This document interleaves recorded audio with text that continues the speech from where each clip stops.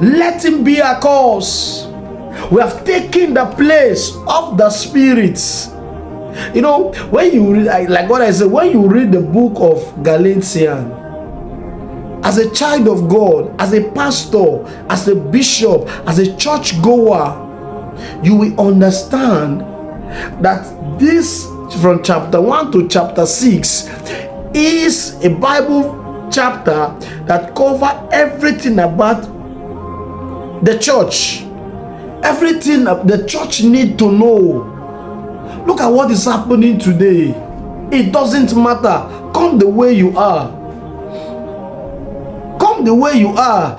And you see somebody who is playing musical instruments, who is officiating for God, a man with his ear open, and is in quote, a blasting in tongue. And somebody will say, what is wrong with it? My brother is wrong.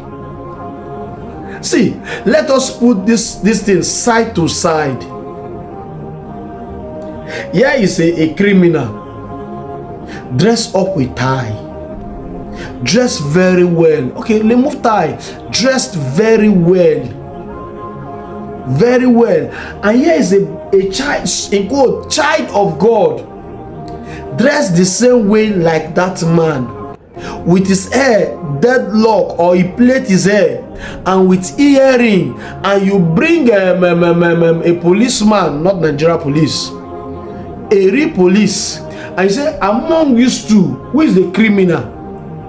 Common sense will tell you that guy with dreadlock and earring is a criminal, because you appear, your appearance is telling you, is giving you a different interpretation. I give you a typical example from the scripture.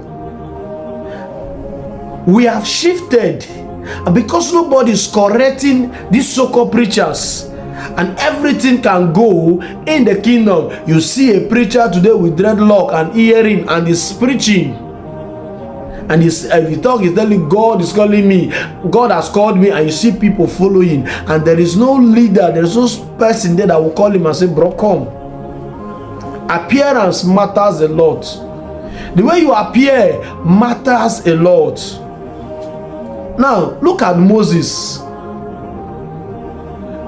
Before, in a strange land, the first interpretation of the first thing that came to the people's mind is that an Egyptian helped us. But was Moses an Egyptian? The answer is no. Why did they call Moses an Egyptian? It's because of the way he dressed. So when a man of God is telling you it doesn't matter, dress the way you want to dress, for God seeth the heart. Forget about the body, forget about the way you appear. It's the heart that matters, sir. Out of the abundance of the heart, the mouth speaketh, the mouth reacts, the mouth function. Out of what you have inside of you is a manifestation of what we are seeing. Another gospel. And Paul set the record straight and said, oh foolish Galatians, who have been with you to change from the real truth and follow other gospel. In those days when I was growing up, when you see a lady who wear tight-fitted cloth, the first mentality we have is that this one is, we say this one is off.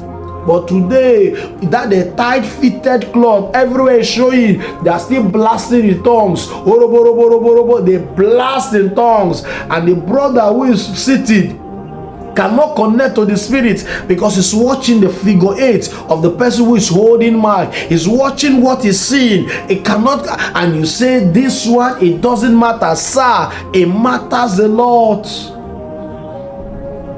You are preaching as a preacher, you're wearing a tie everywhere fitted. The sister in the congregation is dying out saying, oh, how I wish. Instead of the sister to listen or to be in the spirit, it's just dreaming, seeing how you can see the real thing in your body, and you say it doesn't matter. Who have bewitched us to live the truth and start following feebles? Who have bewitched us to leave the truth and start following fables. Brother Paul is correcting the church today and saying, "Oh foolish generation,